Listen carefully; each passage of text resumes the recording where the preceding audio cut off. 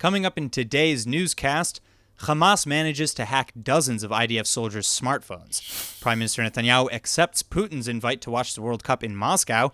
And oh no, say it isn't so. The writers of Netta Barzila's Toy are being accused of plagiarism.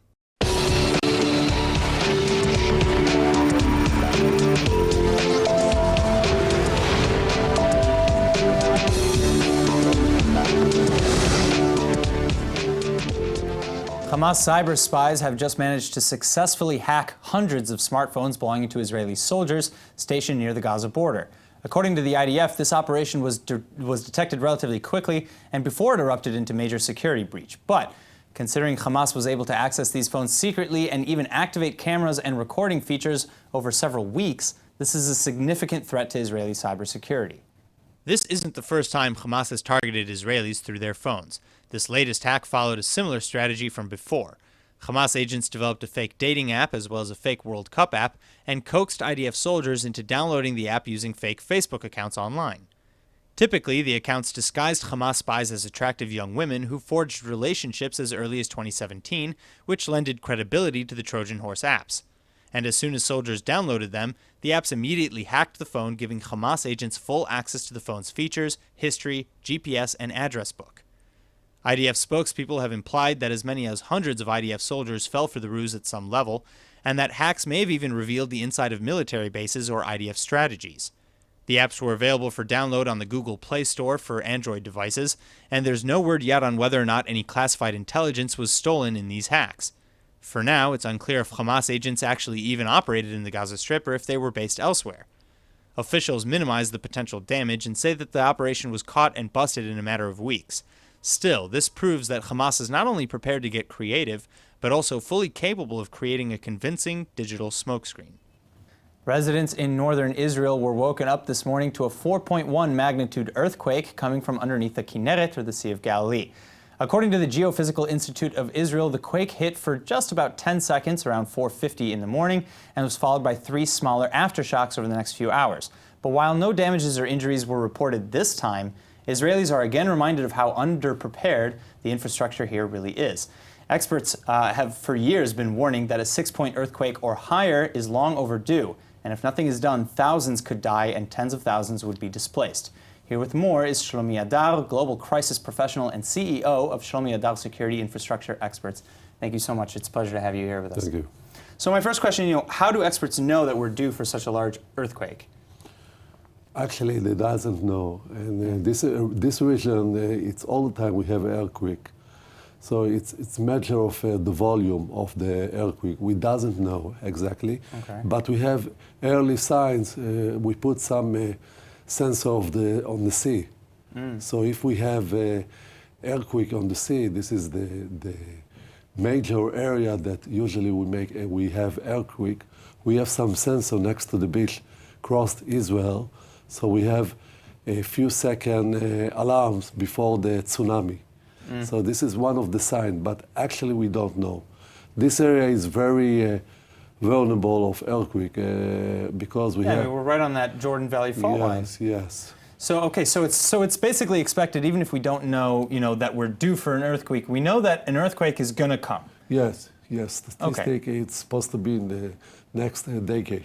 All right. So how what areas, first of all, are expected to be hit the hardest? Usually, most of the city next to the sea. Really? Yes. Because next to the Sea of Galilee or the Mediterranean? No, the Galilee, it's not the sea. Mediterranean. Right. It's because it's usually most of the earthquake, as I said, it's on the sea. In Tiberias or in the east area of Israel, Israel it's very narrow country. Yeah. So it starts on Iran, and it's cross all the area, include Israel. So I'm not afraid about the area of the east. I'm afraid the area of the west, next to the sea, because most of the city is very close to the sea, and we can. So I'm sorry to interrupt you, but what is the government doing about it then? Because I understand there have been for a long time warnings that infrastructure needs to be updated. Yes, we have lack of information, especially experience. We don't have, government doesn't make enough to take care of the citizen, but she put some standard of building a new building and also to restructure of old building, but those built before 1980? Yes. Okay. And also she tried by Rachel, this is a union that in charge of all the emergency crisis in Israel, how to guide the authority like Tel Aviv or to deal with the citizen. But we are not ready, and we don't have any experience. And I'm not want to say, but if we will have a high-level earthquake, will have a huge damage. I don't say chaos, but it'll be catastrophic. Yes. All right. Well, Shlomi, Adal, thank you so much for coming in and sharing some of your insight with us. Thank you very much. All right. Now, Prime Minister Netanyahu is taking Russian President Vladimir Putin up on his offer and will come to Moscow next week for a front-row seat to the World Cup semifinals. But Netanyahu didn't immediately accept the invite when it was made last week, and it's probably because of the one other person who was confirmed on the guest list, Palestinian Authority President Mahmoud Abbas. Though the invite on its surface is purely a chance to enjoy the final matches of the World Cup up close, who knows what discussions are likely to happen on the side. Netanyahu and Abbas have, of course, crossed each other's paths in recent years, but actual face-to-face talks concerning the Israeli-Palestinian conflict haven't actually happened since 2014. With growing Russian interest in the Middle East still very much a question mark, it remains to be seen if Putin has any intentions for getting Abbas and Netanyahu to the negotiating table once again, a void that many still feel has yet to be filled in the wake of United States President Donald Trump's decision to recognize Jerusalem as Israel's capital. The Palestinians have all but severed ties with the U.S. ever since, saying that America can no longer be seen as an impartial negotiator on the issue. Russia, however, could very well emerge as an unlikely moderator here. Putin and Netanyahu have ramped up their communications in recent months, and Russia has been very careful to protect its interests in Syria, while Israel has allegedly signed a secret deal with Moscow to keep Iran out of the southern region in exchange for holding back from attacking Syrian targets. But if history has taught us anything, it's that sports and culture has long succeeded where politics often fail. If a front-row seat at one of the most memorable World Cups in recent history can't trigger some friendly chats, what can? With the JCPOA-Iran nuclear deal still very much in limbo, Iran's president has just announced that he is willing to stay as long as Iranian interests are still met. This would require Europe, Russia, and China to offer a new economic deal to offset incoming American sanctions, following President Trump's withdrawal from the deal nearly 2 months ago. The EU will be meeting with Iranian officials to discuss this exact scenario this week, and Rouhani, the president of Iran, is touring Europe as we speak to set the stage for these talks. هر دو کشور معتقد بودند برجام دستاورد مهم سیاسی بعد از مذاکرات طولانی و فشرده بوده و بقای این توافق به نفع روابط ایران با کشورهای دیگر و به نفع امنیت و صلح جهانی است. Joining me now with more on this is ILTV's Brett Allen Smith. So Brett, first let's talk about Israel's reaction to these developments. What's the overall response so far? Okay, so, well, look, as far as the government's response, I think it's not, such a shock here. They're furious that the EU is even trying at all to play ball here with Iran on this one. I mean, Netanyahu made that pretty clear in a speech at the U.S. Embassy in Jerusalem just yesterday, the one that was celebrating the 4th of July, by the way, and happy 4th of July. Happy 4th of July. Happy 4th of July. Now, this comes after reports of Iran orchestrating an attack in Paris, actually targeting an Iranian exile group. But I remind you here, Netanyahu gave this speech to a room full of Americans and Israelis. So even though his message was, addressed to Europe, his audience was both physically and symbolically, kind of insular, let's say. All right, so now the Trump administration is resuming sanctions against Iran instead of staying in the deal. We know this. Trump and Netanyahu feel that this is a more effective way to curb Iran's nuclear ambitions.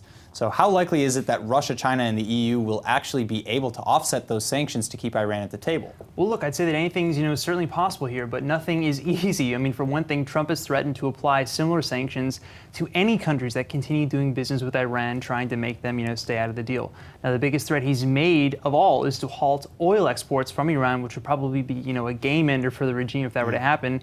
Iran's oil economy has taken a pretty big hit now because of these sanctions, but cutting it down to zero is way way easier than said than done. Now, I will say that with America out of the deal, Iran gets to come to these talks with a pretty significant bargaining position. And the rest of the signees of the deal have made it pretty clear that they're willing to bend over or maybe even backwards to keep Iran in this. For example, here's what a Chinese official has said ahead of this week's talks. 王毅国务委员兼外长出席此次外长会，显示着中方维护伊核协议的明确立场。我们希望这次会议能够发出团结一致的明确信息，凝聚国际社会的信心和支持。中方会同与会各方保持密切沟通，共同推动这次外长会取得成功。 Okay, so, this comes at a very interesting time. Many people who were skeptical when Trump left the deal saw what happened at the summit with North Korea last month and kind of began to see why Trump dropped the deal in the first place. It's now believed, however, that even as Trump and Kim Jong-un held that summit, North Korea was actually plowing ahead with upgrading its nuclear program. Right, as they were speaking. Exactly. Yes, satellite imagery seems to indicate that North Korea isn't slowing down at all, despite Kim's promises to Trump to denuclearize. Yeah, I mean, look, there's a lot at play here. There's a lot going on. On one hand, both North Korea and Iran have obviously learned from history until now. All you have to do is look at Libya and see what happened there. Libya voluntarily agreed to give up its nuclear arsenal back in 2003, much like Trump has asked of Kim and North Korea right now. Within 8 years of that agreement, the president of Libya was overthrown and killed by an insurgency which may have had roots in the West. So that's a very memorable precedent. At the same time, money clearly talks here. So if America/Israel's endgame is to topple the Iranian regime, they can't do that alone. I mean, the truth is that all we can really do is wait and see how this plays out. But all right, and wait and see we shall. Yeah. All right. Brett, thank you very much for the details. of course. The Knesset has just passed a new law with potentially groundbreaking implications for families involved in the Yemenite Children affair. Since the creation of Israel, over 1,000 families, primarily of Yemenite origin, say that their infants were stolen from them in the hospital after being told the child had suddenly died. But according to the families, the children were actually given up for adoption to Jewish Ashkenazi immigrants. Well, this new bill allows families to finally access adoption records to see if this indeed was the case. The Yemenite Children affair, as it's known, is perhaps one of the biggest scandals in Israel, one that stretches all the way back to the birth of the country. The testimonies of over 1,000 families all bear striking similarities. Families say that either immediately after giving birth or while taking their infant in for a checkup, the doctor informed them that the child had inexplicably and suddenly died. Families were given almost zero paperwork to document this, merely an address with a gravesite where they were told their child had already been buried without their knowledge or consent. As the years went on, these suspicious circumstances complicated further when families began receiving IDF draft notices for their supposedly dead children. Through grief compounded by the lack of closure and evidence, further investigation revealed tons of gaps in hospitals' documentations of the births and deaths. Many families could never shake the feeling that their long-lost child was actually still alive out there somewhere. This gut feeling erupted into solid evidence when dozens of grown-up children eventually sought their birth parents and realized that they were the missing babies. These cases have fueled a growing belief that a conspiracy indeed took place all those many decades ago. The Israeli government has opened and closed investigations into this affair in the past with zero conclusions, but now the Knesset's new law will give families the power to track down adoption records for the very first time. If it turns out that their missing child was indeed put up for adoption on record, the Attorney General will send the case to court, hopefully reuniting the long-separated families. But many speculate that this conspiracy could only have been committed and indeed covered up by the highest levels of government, which means that adoption records may be purposefully or accidentally incomplete anyway. Still, for hundreds of families who have suffered with this pain for nearly half a century, this may be the first real step towards the closure that they've fought for so long. For the first time ever, an Israeli has just been chosen to head the United Nations Human Rights Committee. Now, this committee is quite different from the UN's Human Rights Council, which has long been criticized of holding an anti-Israel bias. But still, this is a major benchmark. Law professor Yuval Shani, who is also a deputy president of the Israel Democracy Institute, will be making history as the country's first head of the Human Rights Committee. This appointment, made unanimously by all 18 of the committee's current members, means Shani will now play a crucial role in how countries adhere to the standards of global human rights law. And they couldn't have picked a better person for the job. Shani is considered an expert in his field and also a member of the Hebrew University's Faculty of Law. The Human Rights Committee regularly meets with member countries to make sure that they are upholding their pledged duties. This is related, though notably not directly connected to, the more well-known UN Human Rights Council. Israel has consistently accused the UN Human Rights Council of a long-held bias against the Jewish state. The Council has often passed resolutions criticizing Israeli policies with little opposition. The United States formally withdrew from the UNHRC mere weeks ago, citing these grounds. Israel has threatened to pull out as well, but until now has only reduced its participation. In the meantime, however, Shani starts working first thing next week to review the Kingdom of Bahrain, and then Algeria shortly thereafter. Israel will also face the committee within the next 3 years, but for the first time, at least they'll have one of their own at the head of the table. Options, stocks, bonds, the list of ways to invest is seemingly endless, almost as endless as the list of companies you can invest in. So why invest in Israel? Here now with the answer is founding partner and co-CEO at iAngels, Shelley Holden-Moyal. Thank you so much. It's a pleasure to have you here. Thank you. So, okay, why invest in Israel?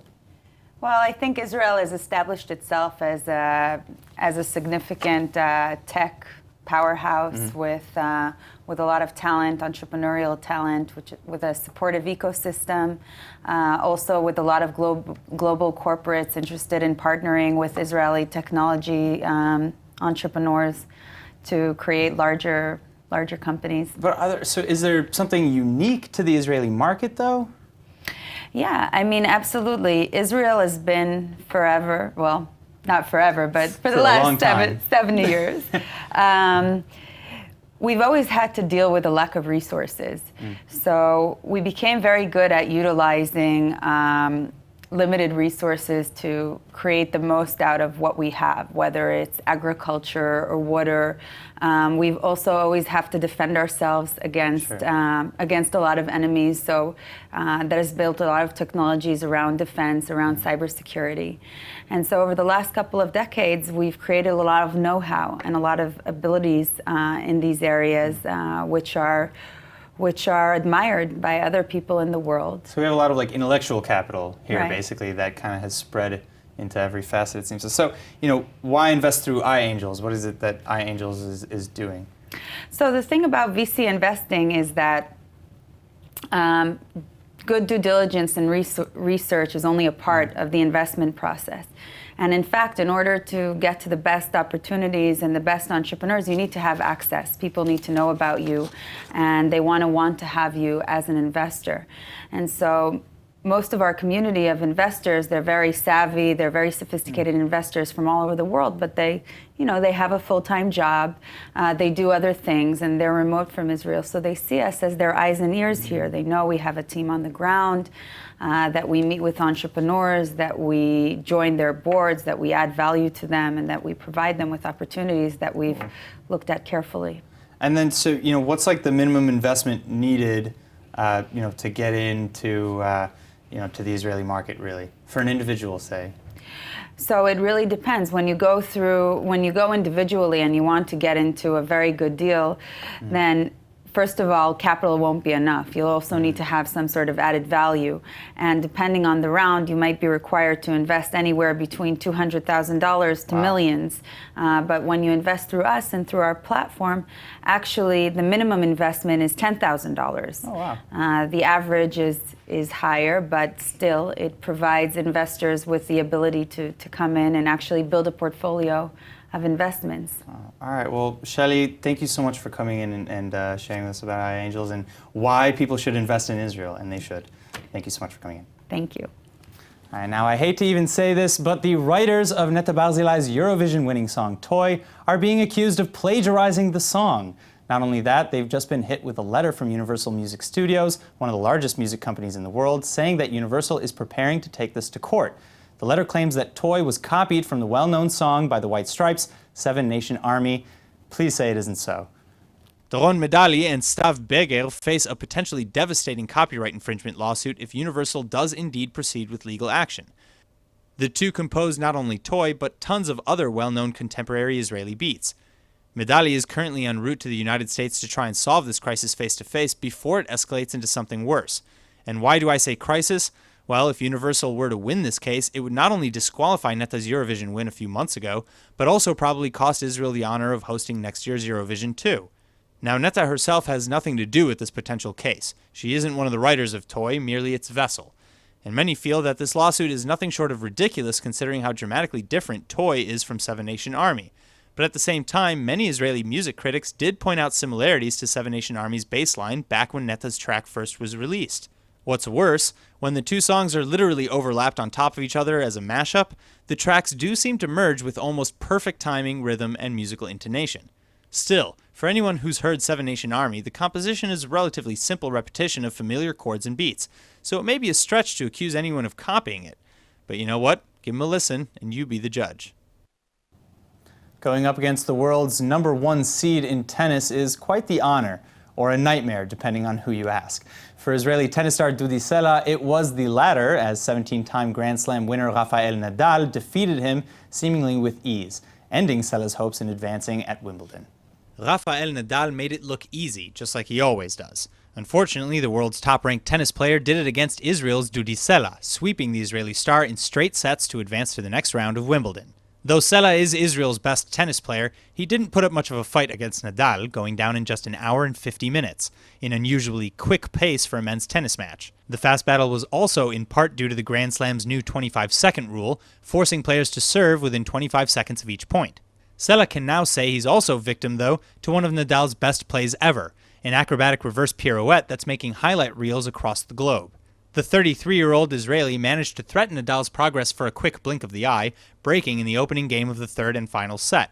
But Nadal did what he does best, striking back immediately and reeling off the next 3 games of the set.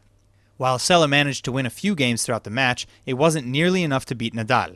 It didn't help also that Nadal's Israeli opponent entered the tournament with a severe disadvantage, standing 4 inches shorter than the world champion. Sela ended the 2017 ATP season ranked 67th in the world, even after quitting a quarterfinal match during the Shenzhen Open in China, so he could observe Yom Kippur when the sun set. Hopefully, Sela's next match won't be against the #1 seed, though, so he can put Israel back up on the top of the tennis world. Israeli excavators have just uncovered an amazing find in the western Galilee of a large cooking pot, wine jars, and other ceramic pottery vessels dating back over 2,000 years. What's more, the discovery was made in a small cave off of a sheer cliff in the nature reserve along the northern Israeli border with Lebanon. תיעוד ראשון של המערה עם הקנקנים. מערה קטנה מאוד, משהו כמו 3 מטר על 1.5 מטר. רואים את הקנקנים כפי שהם מונחים. The cave was discovered as part of a larger survey that began in 2017, searching for caves in the western Galilee that may have served as ancient shelters or hiding places. The survey was conducted by Dr. Yinon Shiftiel, a cave expert and senior lecturer in Land of Israel Studies at the Tzfat Academic College, and in conjunction with the Parks Authority, the Antiquities Authority, and the IDF due to the proximity to Lebanon. According to Dr. Shiftiel, the salvage of these ancient finds from the cave was the most complex operation that he'd participated in for over 20 years. Excavators climbed up ropes to reach the cliffside cave, where inside they found 2 intact wine amphoras, several storage jars, a bowl, a cooking pot, 2 smaller jugs, and broken shards of many, many more jugs. All the pieces were then carefully removed and taken to an IAA facility for restoration and research. According to Dr. Dani Sion of the Israel Antiquities Authority, at first impression, the finds, quote, seem to date to the Hellenistic period between the 3rd and 1st centuries BCE. Considering that cooking and serving vessels were found, it would appear that those who brought them planned to live there for a while. We assume that whoever hid there escaped some violent event that occurred in the area. Perhaps by dating the vessels more closely, we shall be able to tie them to a known historic event, end quote. Further, in light of the cave's difficult-to-reach location, Dr. Sion suggested that maybe an easier way to enter once existed and disappeared over time. The Hebrew word of the day is brought to you by IDC Samru Ulpan, open to everyone. And now for our Hebrew word of the day, Prime Minister Netanyahu is going to head to Russia for a front-row seat at the World Cup, but there may be more than soccer in the cards if he ends up meeting with Palestinian President Mahmoud Abbas. And that's why today's word is pgisha, or a meeting. Okay, so pgisha, or a meeting with the president of anything, is probably a bit of a stressful situation, but not every pgisha has to be so serious. Sometimes I'll go and have a nice little pgisha with some friends over coffee, or you can have an informal business pgisha over some beer and wine. But my personal favorite kind of pgisha, obviously that would have to be the kind involving puppies. Now let's go ahead and take a look at the weather forecast. Tonight will be clear to partly cloudy and warm with a low of 76 or 24 degrees Celsius. Tomorrow, you can expect sunny skies and a rise in temperatures to a high of about 87 or 31 degrees Celsius. All right, that's it for today's news. Today's exchange rate is 3.64 shekels to the American dollar. Remember to sign up for our daily newsletter at iltv.tv, and don't forget to follow us on Facebook at Israel English News and on Twitter at ILTV News. I'm Aaron Porras, and thank you for watching.